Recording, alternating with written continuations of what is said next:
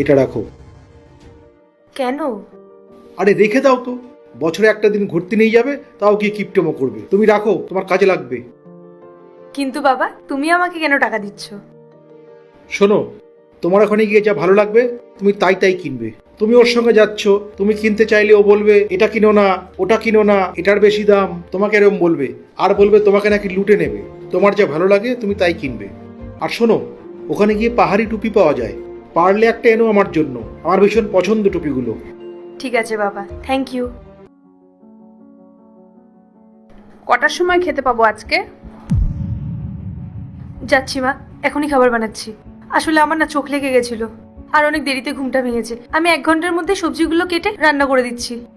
কি তোমাকে বলছি না, তোমার বানানো খাবার কেউ খাবে না আজকে। আজকে মানে? আরে বাড়িতে কি 2বার করে রান্না হবে?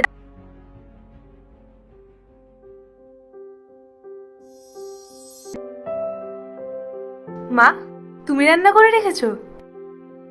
হ্যাঁ, কেন? তোমার উপরেই কি সব রান্নার দায়ভার দেওয়া আছে নাকি?